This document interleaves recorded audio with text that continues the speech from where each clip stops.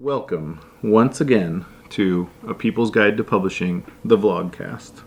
I am your host, Joe Biel, the autistic publisher, and this is Ellie Blue, the sane voice of reason. I didn't laugh. Excellent. Almost. You did miss your line. I was busy not laughing. Today we're going to be discussing a topic that's been on our mind in the office here at Microcosm a lot recently, which is author book events. So we're winding up to the fall, which is the busiest time in the publishing world, where all the things happen, from stores figuring out what they're going to purchase and put on display for such notable holidays where they have a lot of sales traffic, like Flag Day or one of those days. There's something's coming up, so it's kind of a big push for a lot of publishers to show how much publicity they have, and then one sort of tried and true way of doing that is having authors do meet and greets, readings, signings, etc. And so we have, I think, 6 authors right now who are working on putting together not just events, but tours.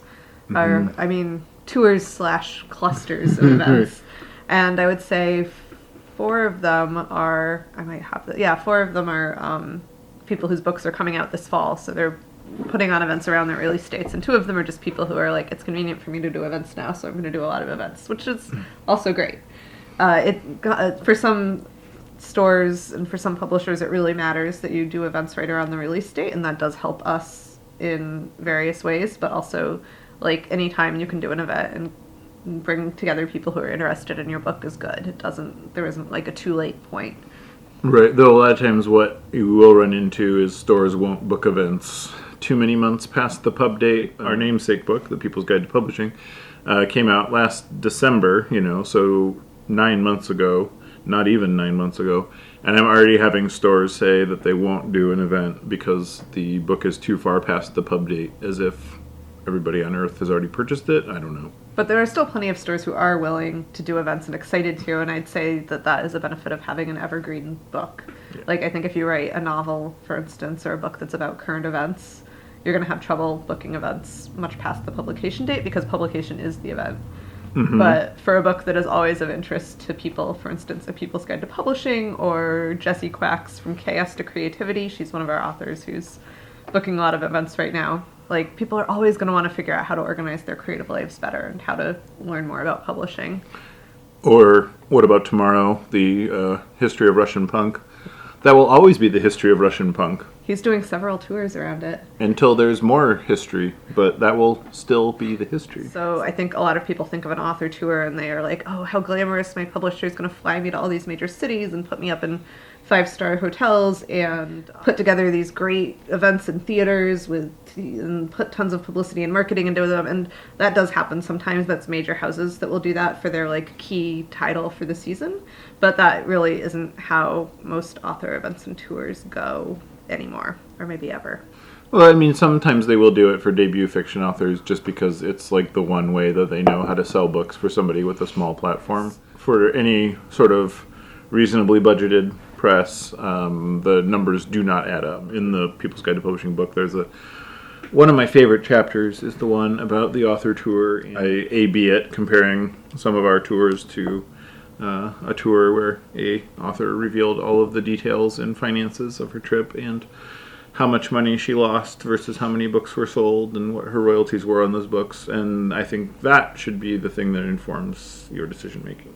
So there's basically 2 ways you can do book events. I mean, there's a lot of ways, but the way it breaks down for us is an event that you organize at an independent bookstore, mm-hmm. Versus an event that you organize that's not at a bookstore, where maybe it's at a bar or a coffee shop or a record store or put on by a group of people that are passionate about your subject area.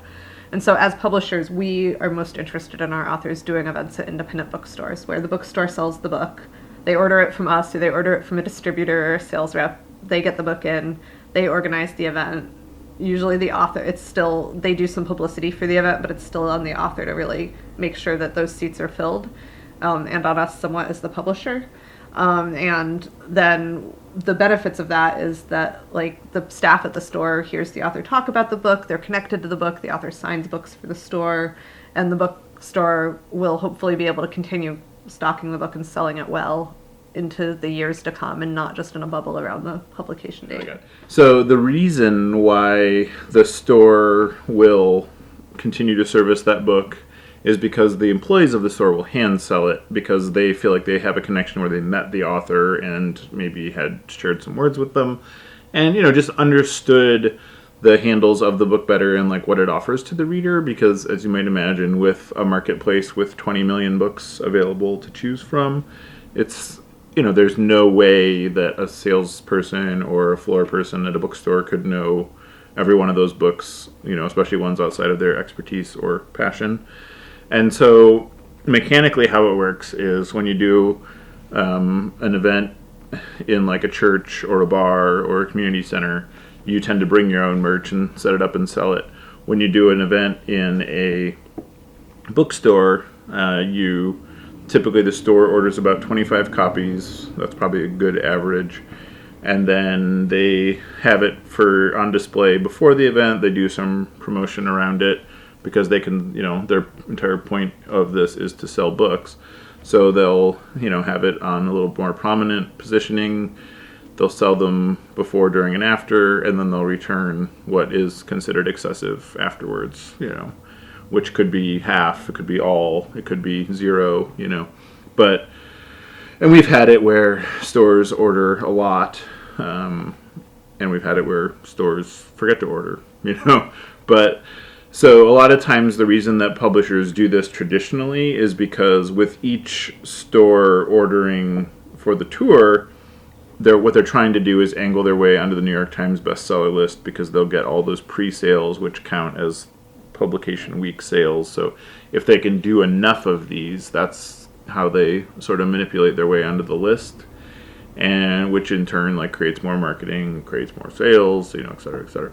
But part of it though is on a brass tacks level, selling 25 books to a store is a lot more than that store would sell in a normal year, So, and then continuing to stock the book and have sales handles in perpetuity is a pretty great thing. But, big caveat here. Mm-hmm. For a lot of stores, they're very squeamish, I would say, hesitant to do book events, especially for authors from small presses, smaller, medium independent presses or self-published authors, because an event is expensive for a store to put on, and the rewards they get are, if they sell 25 books, that's a really good event. They're paying 60% for that books. They have staff costs. They have overhead. They're not making a lot of money doing these events. Yeah. So I think it's really important for authors who want to book independent bookstore events to be very aware of this economic reality. Right. You are not directly making any money. You'll make royalties from the sales of the books and the sales of the books in the future.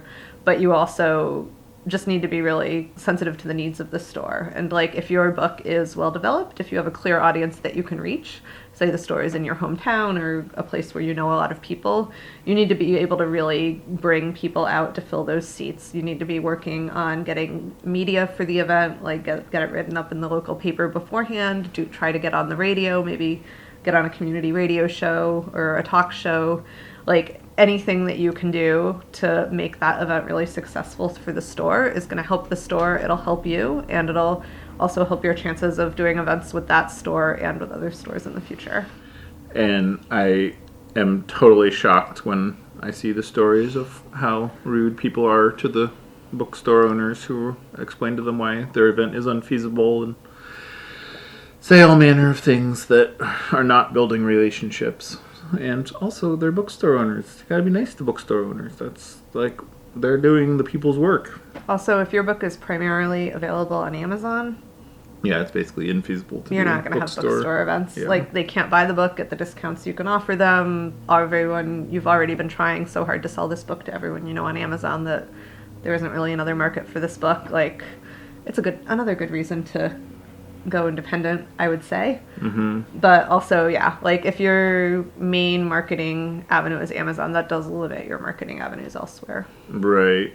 Yeah. And, even if you're self-published, pretty much any avenue is better than publishing through the largest corporation in publishing. We are slightly getting off topic. Nope. That will forever be the underpinnings of this It's true. vlogcast. It's very true. Supporting the independent bookstore ecosystem, if you can like make that a mutually beneficial relationship, that is best for everybody Saying in the thank you. publishing world. Yeah, always say thank you, write a note, go early, chat with the people, be respectful. You know, you're visiting their house basically. And pretty much everybody everywhere up and down this chain is doing this not for any reason other than like this is like a romanticized idea of something that is like a deep value and meaning and purpose for them. So you got to respect that. A lot of our authors who live in the Pacific Northwest are doing a lot of bookstore events in the Pacific Northwest. They're like driving up to Tacoma and then Seattle for a day. They're not necessarily spending a ton of money on their tour. They're going places they would go anyway. It's like fun for them. It's not like a huge expense. We do have other authors who go on like a tour.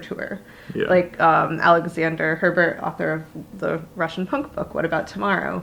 He's going on multiple driving tours. And so the way he's financing them is he's focusing on independent bookstores, but in order to pay for his gas and food on the trip, he's also doing like, I think 1 out of every 5 or 6 events at a record store or a university or somewhere where he can sell his own books. And I think that is a pretty smart way to play it.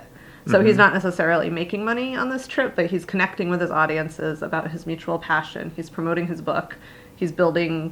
He's creating a lot of different opportunities for media about his trip and his book. And he's not, going into debt to do it, which I think is also very important. It's ideal. There's a lot more in the book if you want to dig deep, or if you're currently planning author events or a book tour. Thank you for joining us once again on A People's Guide to Publishing vlogcast. You can find out more about us or find a copy of your own of A People's Guide to Publishing by Joe Biel at microcosm.pub. And you can find us on social media at Microcosm Publishing at Facebook, Microcosm on Twitter, Microcosm_pub, awkwardly, on Instagram.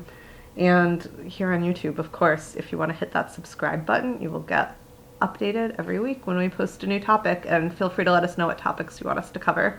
And on the deep, deep hokiness that is pleading for love, please, please, please go to that outdated cavern that is iTunes and give us that 5-star love and a glowing review, because that is what perpetuates this, the podcast version of this vlogcast, into higher rankings when people search. Thank you. Signing out. Till next week.